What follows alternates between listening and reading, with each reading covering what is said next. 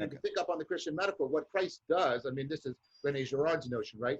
Christ, right, is within a particular justification framework, right? And then he dies within it, and he breaks, and that's the way in which he tries to break us out of a whole way in which we try to manage the ultimate concerns around personhood, and gets us to, Socrates does the same thing. He tries to reorient how we care. All of these individuals, if you'll allow me a hackneyed metaphor, they open up the field of human personhood, of human and correspondingly human experience. And I think that is what we need right now.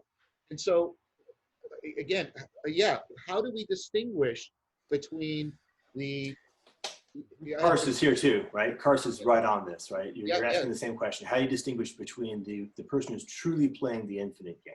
Yes, and then the person who looks like they might be playing the infinite game, but's actually doing a really sneaky finite game. Yeah.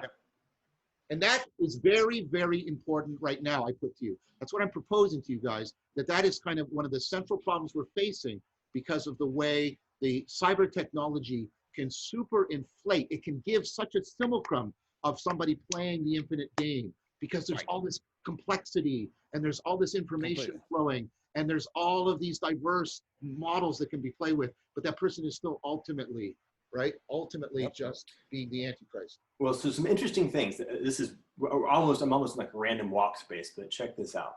Okay. So the infinite game has continuity. Yes. It's almost the definition of continuity is the infinite game. The finite game always has discontinuity. It's like a digital matrix layered on top of the fundamentally transcendent. If you can engage in a stochastic hop from model to model, this actually, by the way, throws off sociopaths like crazy. The lack of continuity will show up. Does that make sense what I'm saying? Yep, absolutely. It does. And it plugs if you can decode it, it plugs into what you and I were saying, Jordan, about this new notion of faith as continuity of contact. Right? Yes. Continuity of contact with the continuum of reality. Yes. Yes.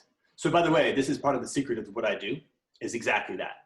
Like the inside of doing paradigm and domain switching on a stochastic basis to filter out those who are trying to actually parse things through a semantic, cognitive, finite game methodology and only hang on those who are actually operating from soul. Okay. So this big piece. So this is, okay. So